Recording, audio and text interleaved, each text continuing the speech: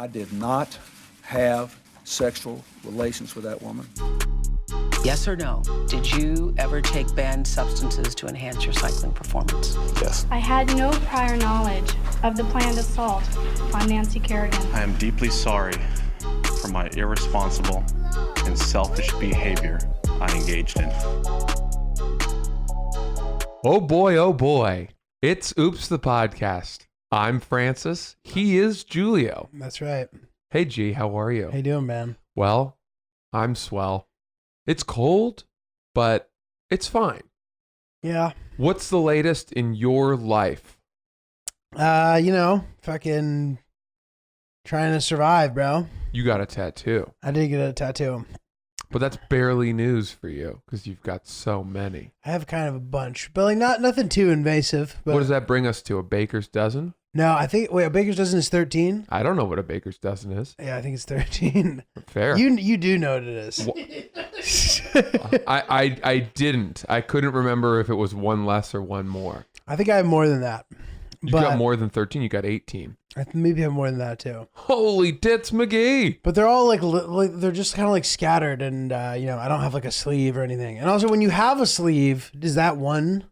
You know what I mean? Oh, good point. Like a sleeve is theoretically more tattoos than I have, if you break it down. Yours are disparate. You have an archipelago of tattoos. A constellation across your body. I saw the Instagram story of you getting this. You were getting it from your friend Pete Davidson. Yes. Did he ink it? He did it. And I saw him inking somebody the other day on someone else's story. I think actually the guy who does the tattoos for us a lot, this guy Snuffy. And I was like, oh, Pete's fucking tatting people now, dude. Oh. So I was like, dude, you got to tat me.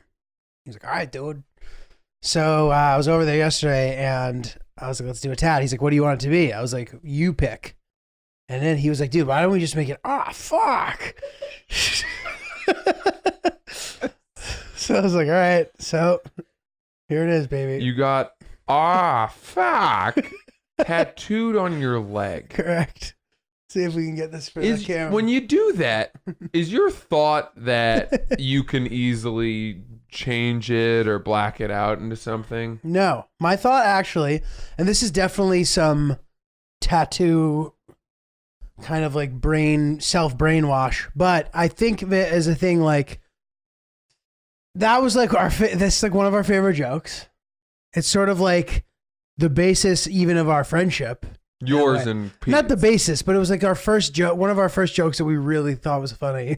Okay. Which is, it must sound insane because it's so stupid. Fuck. It's great. Love that. It's really stupid, but it's say like that I get it, but I love it. It's kind of all right. It stems from originally, like in porn, when a guy is just like enjoying himself so much, and they do a really corny close up of his face. Like he's getting blown or something. And he goes, oh, fuck. That's where it comes from originally. That's pretty good. So okay, got it. We had to get it down. So now I have it on me forever. I do so like that. I feel like there is some sentimental value there, but also, I mean, dude, listen, the only people who are going to take offense to that are baby boomer age people who can't fucking see letters that small. So like, that's my thought. You know what I mean? Good. Fucking boomers, dude. So I think I'm good until everybody listens to this episode. You know what's funny is that when I was 17 years old, I went into Boston, and that was our big city for the day. And I went shopping with a few of my friends from Maine. We took the bus in, and we went into a store called French Connection. Oh yeah, FCUK. FCUK, and all their shirts were these coy turns on the word fuck, right? FCUK you or something like that.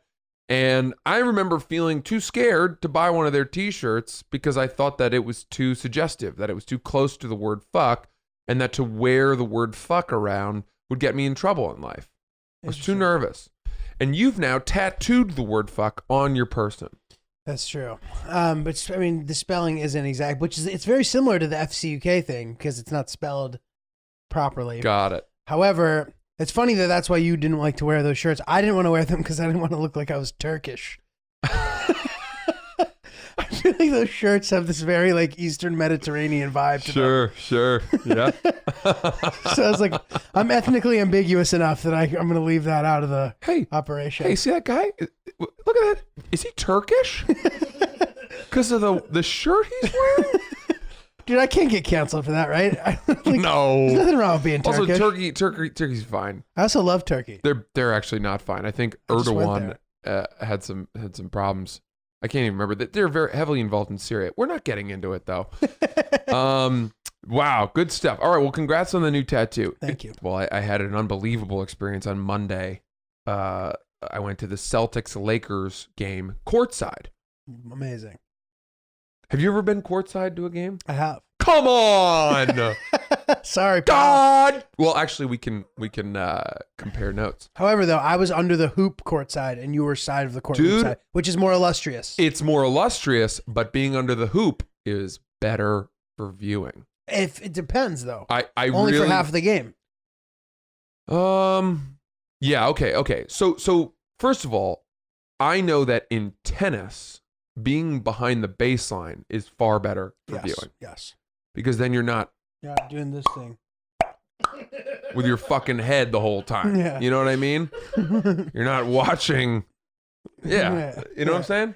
So you get to just see them and then they're changing sides all the time. So that's where you want to be if you're actually watching tennis. Yeah, definitely. But in basketball, admittedly, being at the mid-court line, yeah, I'm sure that's the ideal seat. Right? Yeah. But where I was on the sideline and I was like 7 seats off the baseline, right? Maybe 5 seats off the baseline. So I'm still in a pretty good position. I was sitting To the right or the left, right? like the corner was to my right. Gotcha. Yeah. So but I was just beyond the basket, the rim. If I were looking straight ahead, I was looking just beyond the rim. Gotcha. So it's pretty good. I would have been like the first rebounder in the key for a free throw. Gotcha. Does that make sense? Gotcha. Do I need to give more of an idea of where I was sitting? Because I can find more ways to That's a describe pretty it. good seat, man. It was a really good. I mean, don't get me wrong. It was fucking nuts. Yeah. My parents were given these seats by a friend of theirs who tends to get these seats a lot. And that's all I can really say about that. Also, you could have easily spun that into like your agent gave it to you. No, I know. I'm glad that you were. I honest about that. I can't. So, but they were only given 2 seats, and I desperately wanted to go. I've been a lifelong Celtics fan. My dad and I used to go when I was very sick in 7th grade and coming out of this horrible staph infection. I've written about it at Bro Bible. The Celtics there's an emotional investment for me in the team, and so, but I'd never sat courtside before. I'd never had courtside seats. And so to have my parents get these courtside seats, let alone to a Celtics team that, you know, is obviously very good this season, let alone to see them play LeBron and Anthony Davis and the Los Angeles Lakers, Celtics-Lakers, storied rivalry, I desperately wanted to go. And I levied enough guilt against my parents as to give them every opportunity in the world to say, for my mom or my dad to be like, yeah, you know, you go. I don't need to go. But they really wanted to fucking go too. So we bought a 3rd seat. We bought not a nosebleed seat. It was like 40 rows back for $250 on StubHub. And then we played musical chairs and rotated the seats every quarter. But my parents were very generous. They gave me the 1st, 2nd, and 4th quarters. And then my mom and I sat there for the 1st quarter. My dad and I sat on the floor for the 2nd. I left for the 3rd.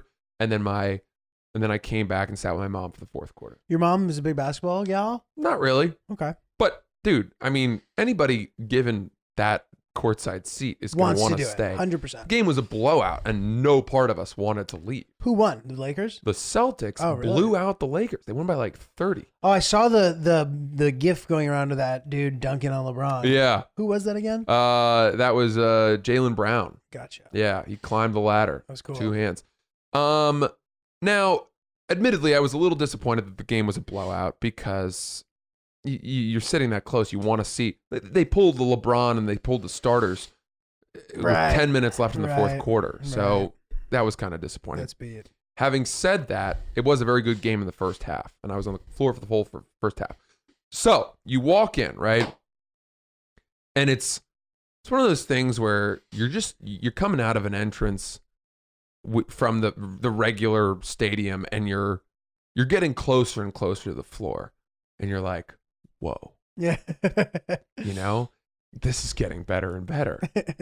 And then you're all of a sudden standing on a basketball court as if you're watching a fucking high school game. It's crazy. And you're like, this is nuts. Yeah, dude. And there are so many aspects of it that you don't think about. One of them is the lights that are on the court. You're fully bathed in that light. Whereas 5 rows back, you're kind of in darkness. 10 rows back, 20 rows back, not darkness, Oh, right. No, I know what you mean. but you're not part of the fucking spotlight on the court. Right. And so you feel as if you're watching a basketball game in broad daylight, Yeah. which is cool. And It's that's a great unusual. arena too, by the way. Yeah. And it keeps you totally awake and invested in the game. There's a woman who brings you beers, whatever. That's kind of cool. And then the best part, of course, is you look around and you see who are the high rollers here. And I had gone in hoping I might see some celebrities, but, you know, it's in Boston. Right. So, Smaller market. yeah, it's not New York and it's not LA. The Knicks games and the Lakers games, that's where every single game you'll see, you know, Famous fucking people. Jack Nicklaus. Even Miami. Jack Nicholson, excuse me. And Miami too. That's a good point. Rick Ross, you know, DJ Khaled. I guess there's a few. Houston, like there's a few places where like people will go to. That's true. Yeah. But okay, whatever. But even Boston is so, not necessarily. Boston is not a place where like celebrities find themselves necessarily on a Monday night, 100%. right? So I walk in, and thanks to the fact that it's Lakers Celtics, the stars were out. Boy, oh boy. Sitting 4 seats to my right and immediately recognizable, Snoop Dogg. Dude, Snoop Dogg might be one of the most recognizable people on planet Earth. He really is. I actually think that. First of all, because he's so strange looking. He's like 6'4", 90 pounds. Right. You With like know? old dreads. Yeah, he's looked the same for 30 years. You know what I mean? He's fucking cool, dude. He's super cool. What a cultural icon. Truly. You really think about that. You think to yourself, does this guy need to do anything for the rest of his life to make money? No. He's fantastic. He'll get paid to just be himself and be places That's hilarious. until he dies. The Snoop stipend. Think about I've that. heard of this. He's like a president, dude. It's He's true. like a U.S. president who just can show up and everyone knows who he is and everyone wants to be around him. He's Totally. so beloved. And think about the fact that his career started with a murder, Right. right? Well, I don't know. I know that his first big hit was about murdering a police officer. Murder was the case they gave me. Oh, that was, yeah, I remember that too. He literally got arrested after performing it. Didn't he get, yeah. Yeah. Didn't he get, I don't know the whole story, Chris. Do you know anything about that? I know the story. You know the He was up, he was wanted for murder. Uh-huh. They couldn't find him. They were trying to find him. They had a warrant for his arrest. And then he performed the song at the VMAs, said, "I'm innocent." And then as the lights went down and he went backstage, he was rounded up and arrested, Got it. taken into custody. So alleged murder, I guess we'll say. He got off, yeah. He got off. So maybe not guilty. Who knows? Not guilty. There were, whatever. I don't want to speak ill of Snoop Dogg. Guy was pretty great. Pretty great. Since then, he's made, 50 albums, smoked more weed than God. Not that God necessarily smokes weed. And that's all he does. He's just high all the time, and he's the original ambassador of marijuana, which, as we all know, is barreling towards legalization. And talk about what a thing to be the face of. You know what I mean? No, for sure. And he really is. Name another person, who would be the real face of marijuana. Right. Wiz Khalifa. I don't think Right. he has the gravitas of He's Snoop Dogg. grandson of Snoop, too. There you go. And then Seth Rogen. I don't know. Like it's Snoop Dogg is the face Snoop. of something that is becoming a rival of alcohol. right? The alcohol industry. Can you imagine if you were the face of not only beer and wine, but also like fucking whiskey and vodka and all that shit combined? That's what Snoop Dogg is. In So- essence. Pretty cool. That is So he's sitting there. He's sitting next to Warren G. Oh, wow. You recognize Warren G? I did not recognize Warren G. Is that regulators? Yeah. Yeah. Regulators. They're gonna get you. I don't know what that guy Not what says it in the says. beginning. That's hilarious. I always remember thinking that whoever spoke in the beginning of that song was totally out of place. That is Warren G speak. Yeah. Oh, it is? Yeah. That's Okay. pretty funny. Well, that was such a great song, obviously Great song. an enduring song. And I did some research, right? Snoop Dogg and Warren G were originally in a rap group together with Nate Dogg called 213. Yeah. And then they were discovered by Dr. Dre and NWA. And then Snoop went on to kind of have his massive solo career. But what was cool was that, you know, he's one of those rare examples of a guy who, presumably like Justin Timberlake, broke out from his original band and without any acrimony.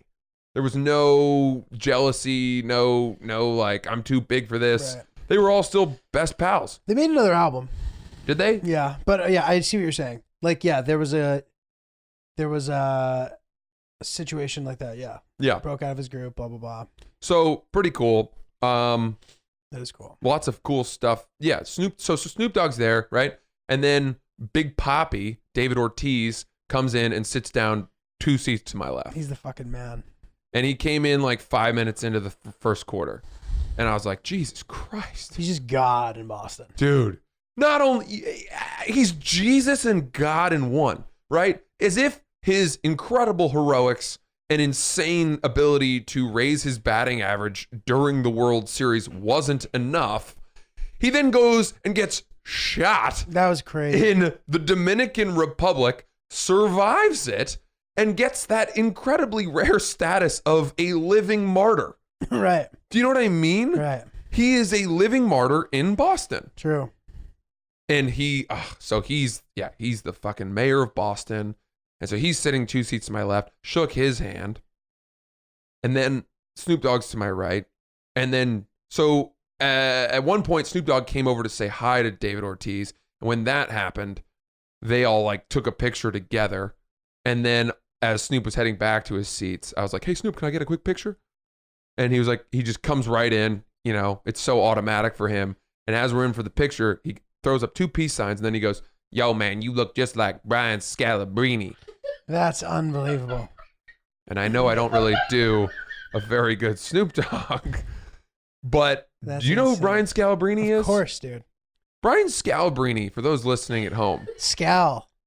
is the most redheaded person to ever play in the NBA. He played for the Boston Celtics, then he played for the Chicago Bulls, then I'm sure he played overseas. He was a gangly, slow white dude He was a fighter. who, kind of became like the team mascot in a way, the Right. spirit leader of the Boston Celtics when they were led by, you know, Ray Allen, Paul Pierce, Kevin Garnett, Rondo en route to their NBA Finals in 2008. Scalabrine was always on the team, but he never dressed for games. I didn't know if he was injured or if just they Oh, wanted him right. to wear more clothes because he was Right. so fucking pale.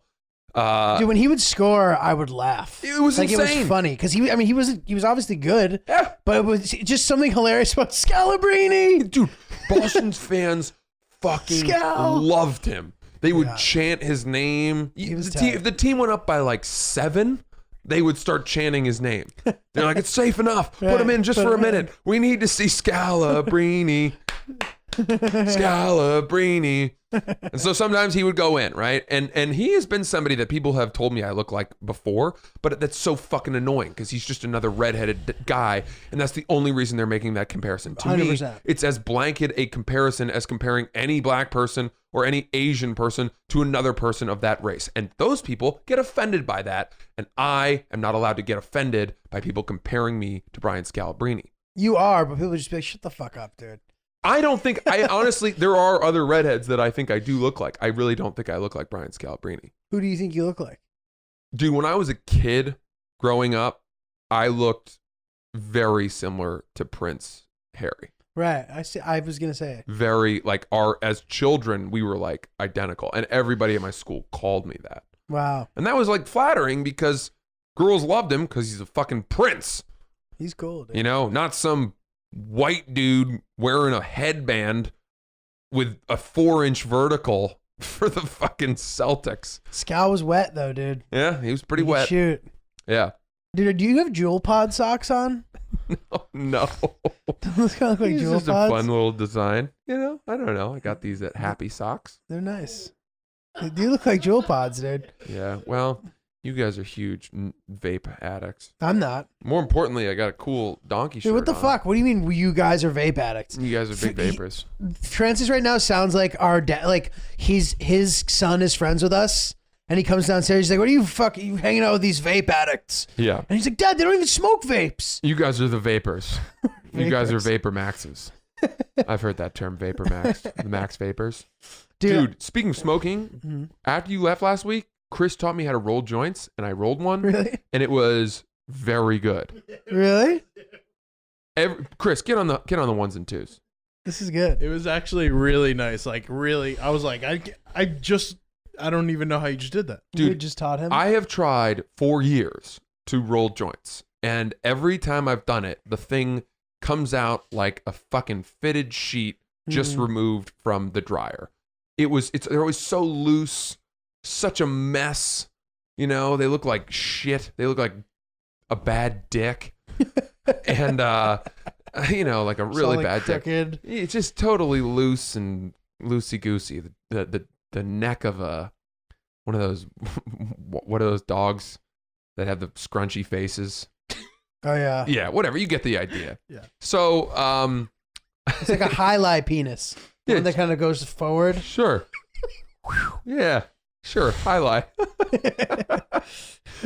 So I rolled this joint, and Chris was sitting right next to me, and he was really keeping. You learn that a lot of the skills in life that you struggle to learn, if you just had a teacher who cared, you'd probably actually get better at it. Because he sat there and he really micromanaged and walked me through it and stayed with me. God damn it, Chris! What a great guy. And I got it, and it was super tight. And it was the perfect joint.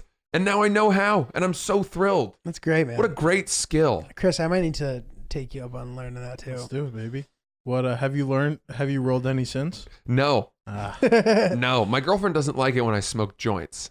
really? It What? stinks up the apartment. Also, she thinks I get too high. That And then you- I told you funny. guys about this. comatose? My Yeah. girlfriend takes umbrage with me going over the old limit, and becoming a fucking mannequin. That's I hilarious. should do a clip of that. I was cracking up. I couldn't. Dude, I feel like joint rolling and driving a manual stick shift are two underrated things that girls find attractive. Yeah, yeah. I wonder. Can you drive a stick? I can. Yeah, me too. I wonder which is hotter. Is it hotter to be able to roll joints or drive a stick? It sounds like Francis can do both. I can do Ladies. both. I can do He's a both. dream guy. Although I think it's a good question. I think more women will be impressed by people driving stick shift. Yeah, I guess so. Ultimately, because I guess like rolling joints can be seen as kind of like a. If you were able to Skill you like don't wanna roll have. a perfect joint in 20 seconds, some girls might be like, dude, you have a problem. Right. Exactly. You know? Exactly. That's what I was thinking. I learned how to drive a stick shift driving our John Deere tractor up and down our driveway, plowing the driveway as Interesting. a kid. It's like a formal stick shift situation. It is. With a pedal. It's slightly different than a car, obviously. Right. It's You like a can't dirt really bike. like ride the clutch, but Right. but yeah, we it had 4 gears, and I would lower and raise the plow as needed. I spent a lot of time on that, John. I used to mow the fucking meadow, the Fire. big thing, and then when I was even younger than meadow. that, before I learned to drive the tractor myself, my dad would plow the driveway, and me and my friends on snow days would tie sleds to the back of the plow That's fun. with a big rope, and we would careen around the curves behind this tractor in 4th gear up and down the driveway as if we were water skiing. And I had one friend named Ben whose dad was a personal injury attorney, and he would always sit out Ah, because he knew the risks He knew what could happen. and the litigation that could pend. That's funny. But I was glad that he sat out because I wouldn't want him to sue my dad. Well, dude, this is a classic. You're gonna say, "Oh, here we go," but Italians know how to Oh, drive boy. stick. Europeans know how to drive stick Okay. because that's all they have over there a lot of the time, especially if you come from humble beginnings. Mm-hmm. And I think it's just like cheaper too. Like you don't have to maintain. So my fucking mom, who's like 5, she's very short. She's pumping around this fucking stick shift too. Mm-hmm. So Mm-hmm. I feel like that's a kind of a European thing, maybe. I understand the appeal of driving stick. It means you're actually driving the car. You can't text and drive, which kind of sucks. Yeah. as easily. Are you a big texter and driver?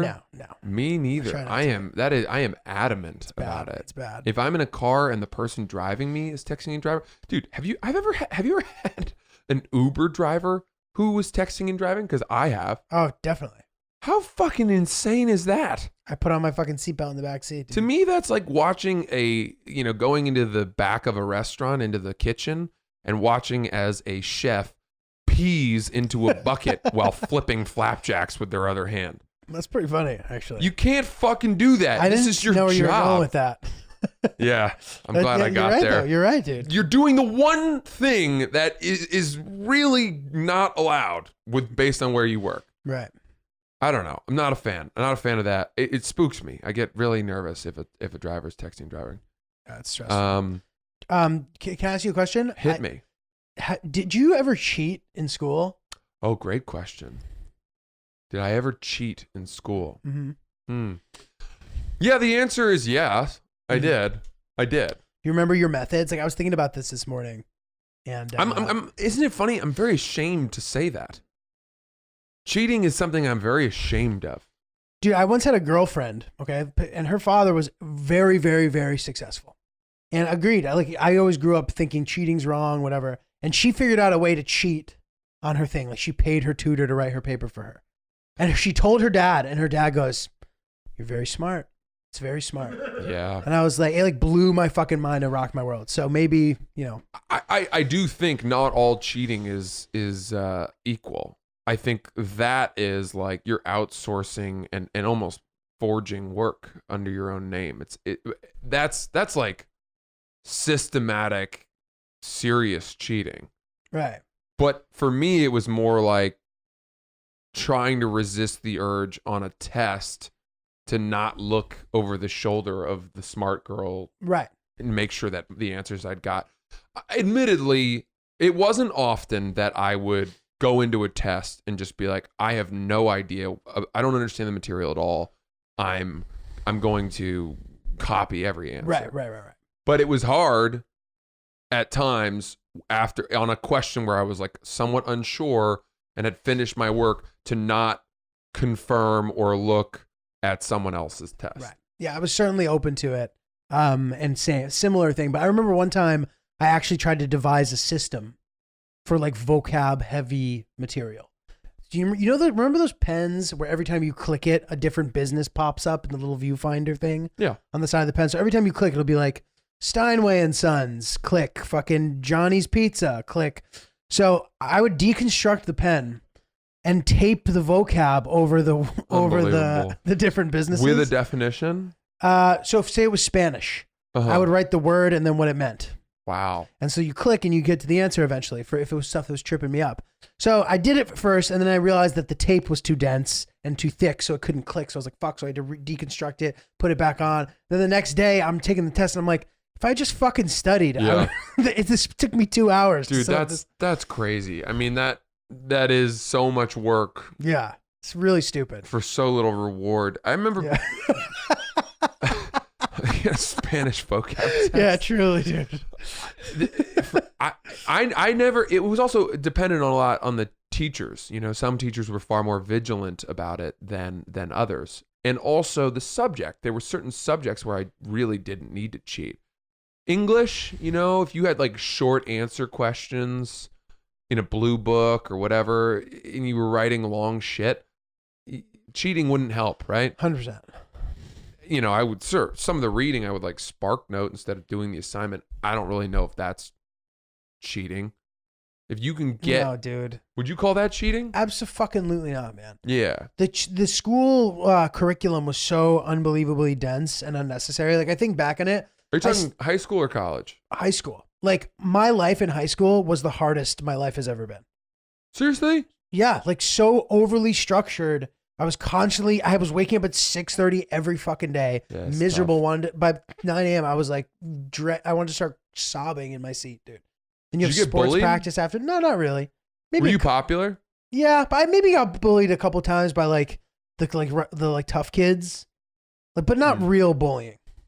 What was your deal in high school? All right, I was the kid. All right, good question. I wasn't like a kid who got a bunch of girls, but I was like cool and like, oh, Giulio, I love Giulio, but not in like a sexual way. Mm. And I was the kind of guy who like a girl would be with like a guy who was kind of like a wild card, and she would come to me to complain about it. Dude, so you were friend zoned by your high school. Exactly. And I'd be like, he's not good enough for you. Like I was like that guy. Oh. Yeah. Wow. That must have made you some enemies. No. I did it very cleverly. Like I was very nonpartisan ultimately, but I could throw in my little things here and there and survive. Were you edgy? Did you drink and do drugs? I drank and did, smoked some pot every once in a while. I wasn't smoking during the week. I had to like be home for dinner and shit, so I couldn't just show up to dinner. Yeah, all we had high. family dinners. And I didn't smoke before school either. A lot of kids smoke before school. Yeah, all day. that's insane to me. And What? It had a drastic effect, probably on a lot of everything. What did you take like AP classes? No. Did you take honors classes? Yes, took honors classes. I only took half of pre-calculus, and then I purposely chose a major where I would never have to take a math class again, which is like so stupid of me. Like I was kind of that kind of guy. No, I don't think that's stupid. I when I got to college, I did everything I could to steer myself away from math and science. It just was so hard. It was really hard. Yeah. Agreed. And unfortunately, I took the only C I got in college was in math. My freshman fall semester, first semester of college, I got crushed. And if I hadn't taken that class, my GPA ultimately would have been a lot better. But it's okay. It's fine. I got straight C's first semester freshman year of college. No big deal. No big deal. Live to tell the tale. Chris, what you got? I have a funny cheating story. So So in high school, I was like really good friends with our English teacher, and we had vocab tests, and I was terrible at vocab Did you pipe? tests. You piper? No, it's a dude. It's a dude. You pipe him? Became good Pipe friends with piper? him. He would let us listen to music during our tests, our vocab tests. So for like 2 or 3 tests, I recorded myself saying the vocab words, and I would listen to it Yeah, what during an to the idiot. test. I mean, what Genius. Who's this guy? I was genius. And then, I'm saying you are, but Oh, the yeah. teacher lets you listen to headphones. well, he was like one of the That's favorite smart. teachers among kids, and Uh, he gained our trust. And then one day he was like, "Hey, what's up? What are you listening to? I really want to listen to it. Genuinely curious." And I was like, "I don't think you're gonna like it. It's that rap crap. You're not gonna like any of this." And he's like, "No. I swear, I really want to hear." And then he puts it in. He's like, "Are you?" You say, "Are you fucking kidding me?" But he was like, "What is this?" And he started freaking out. And then found out. oh yeah. Did you get in And trouble? So he was like a really good sport about it. He made me write a rap song of all the vocab words and perform it in front of the class, and he gave me like a 65, so I like barely passed. made you spit. Wow. This guy sounds cool. Yeah, he's the man. But Huh. yeah, that was funny. Did you ever have to do a rap song in the school? I don't know. I did one in Really? college. Which one? As a project. No, I just wrote one Ah. and performed it. No, I never did that. But that's funny. It's like one of those, it's like probably the whitest thing that you can do. That's insane. At Harvard, your assignment is writing and rap. Dude, I got a flat A. Yo, Flat my A. name is Francis. I'm a boss. I'll beat your ass when we playing lacrosse. Oh shit! I was taking a seminar on Robert Louis Stevenson, and everyone was assigned to do a project every week. We had this very progressive teacher, Professor Matthew Kaiser was his name. Super cool, openly gay. Dude, this guy's life was insane. He told us about it once. He became one of the most popular teachers in the lit department at Harvard. And he had like run away from home when he was 14 because his parents wouldn't accept the fact that he was openly gay. And he like just latched on with this like band of drifters and traveled around California, up and down the Pacific Coast Highway, and then somehow got his shit together. Went to some I think he went to a small school, and then now he's like a tenured professor at Harvard. Sweet. And he's a very young guy too.